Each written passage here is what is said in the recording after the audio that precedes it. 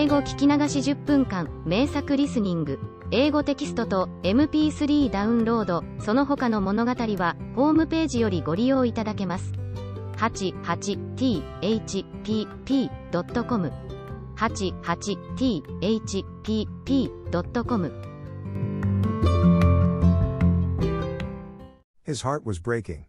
He fell ill. For 3 days he remained in the wagon, with a coverlet over him, fighting a fever, and seeing no one except the capataz, who came to give him his drink and feel his pulse.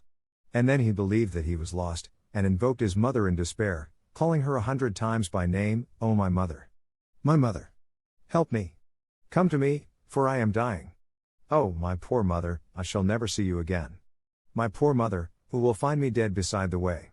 And he folded his hands over his bosom and prayed. Then he grew better, thanks to the care of the capataz, and recovered, but with his recovery arrived the most terrible day of his journey, the day on which he was to be left to his own devices. They had been on the way for more than 2 weeks, when they arrived at the point where the road to Tucumán parted from that which leads to Santiago del Toro. The capataz announced to him that they must separate. He gave him some instructions with regard to the road, tied his bag on his shoulders in a manner which would not annoy him as he walked, and, breaking off short, as though he feared that he should be affected, he bade him farewell. The boy had barely time to kiss him on one arm. The other men, too, who had treated him so harshly, seemed to feel a little pity at the sight of him left thus alone, and they made signs of farewell to him as they moved away. And he returned the salute with his hand, stood watching the convoy until it was lost to sight in the red dust of the plain, and then set out sadly on his road. One thing, on the other hand, comforted him a little from the first.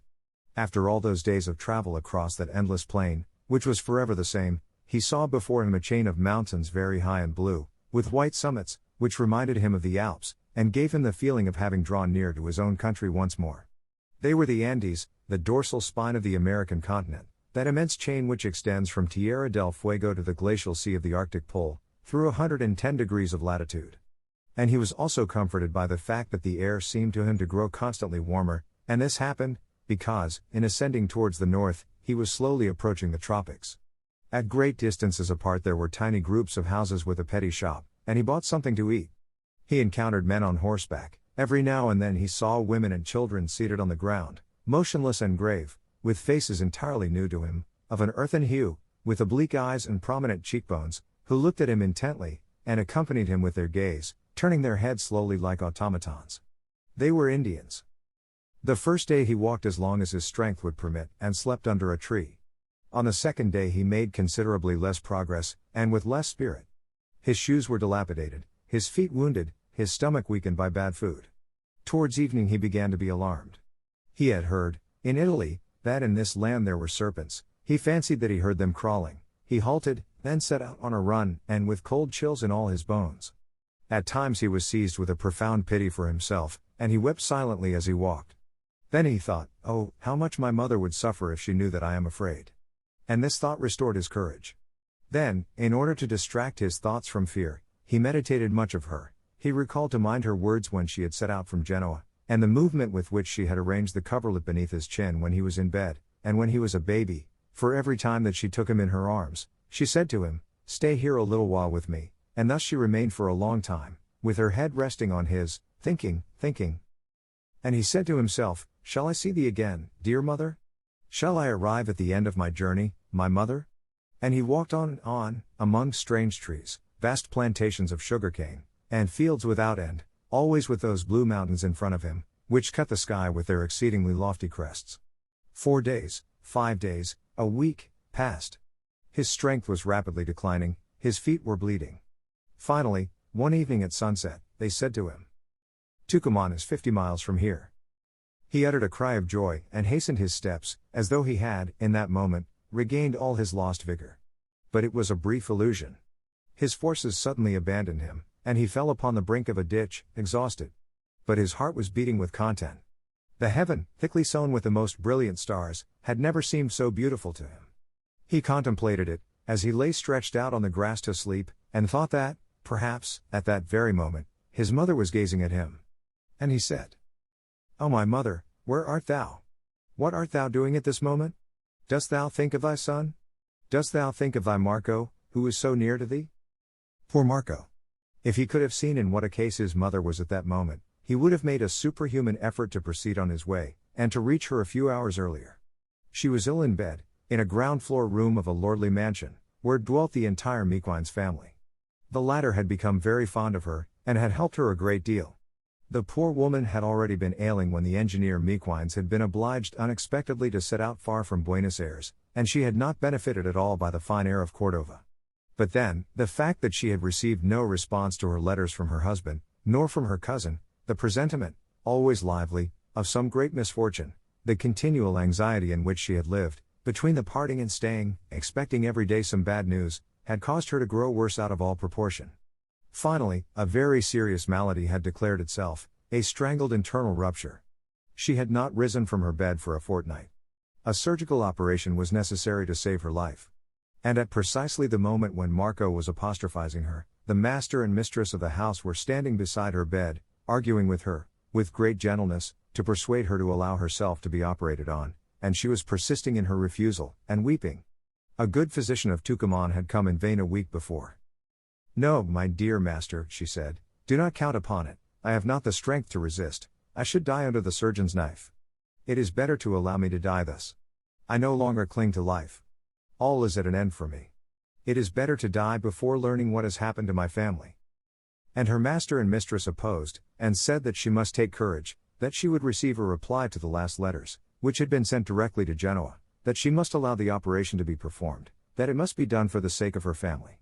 But this suggestion of her children only aggravated her profound discouragement, which had for a long time prostrated her, with increasing anguish.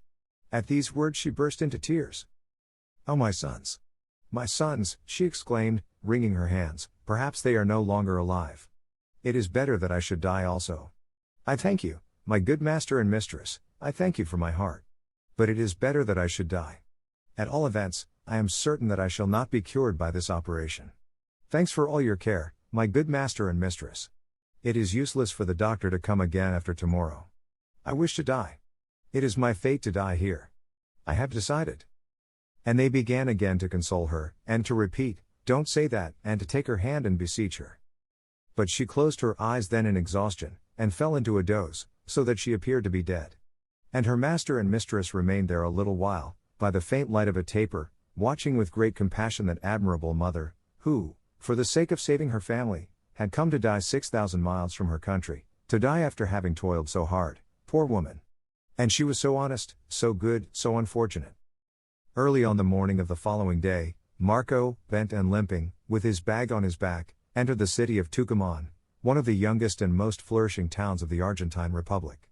It seemed to him that he beheld again Cordova, Rosario, Buenos Aires. There were the same straight and extremely long streets, the same low white houses, but on every hand there was a new and magnificent vegetation, a perfumed air, a marvelous light, a sky limpid and profound, such as he had never seen even in Italy. As he advanced through the streets, he experienced once more the feverish agitation which had seized on him at Buenos Aires. He stared at the windows and doors of all the houses, he stared at all the women who passed him, with an anxious hope that he might meet his mother. He would have liked to question every one, but did not dare to stop anyone. All the people who were standing at their doors turned to gaze after the poor, tattered, dusty lad, who showed that he had come from afar. And he was seeking, among all these people, a countenance which should inspire him with confidence, in order to direct to its owner that tremendous query, when his eyes fell upon the sign of an inn upon which was inscribed an Italian name. Inside were a man with spectacles, and two women. He approached the door slowly, and summoning up a resolute spirit, he inquired, "Can you tell me, Signor, where the family Mequines is?" "The engineer Mequines?" asked the innkeeper in his turn. "The engineer Mequines," replied the lad in a thread of a voice. "The Mequines family is not in Tucumán," replied the innkeeper. A cry of desperate pain, like that of one who has been stabbed, formed an echo to these words. The innkeeper and the women rose, and some neighbors ran up. "What's the matter? What ails you, my boy?" said the innkeeper, drawing him into the shop and making him sit down. "The deuce! There's no reason for despairing. The Mequines family is not here, but at a little distance off, a few hours from Tucumán." "Where? Where?" shrieked Marco, springing up like one restored to life. 15 miles from here," continued the man, "on the river at Saladillo, in a place where a big sugar factory is being built, and a cluster of houses. Signor Mequines's house is there, every one knows it, you can reach it in a few hours. I was there a month ago, said a youth, who had hastened up at the cry. Marco stared at him with wide-open eyes, and asked him hastily, turning pale as he did so, "Did you see the servant of Signor Mequines, the Italian? The Genoese?" "Yes, I saw her." Marco burst into a convulsive sob, which was half a laugh and half a sob. Then, with a burst of violent resolution, "Which way am I to go?" "Quick, the road. I shall set out instantly. Show me the way." "But it is a day's march," they all told him in one breath. "You are weary, you should rest, you can set out tomorrow." "Impossible.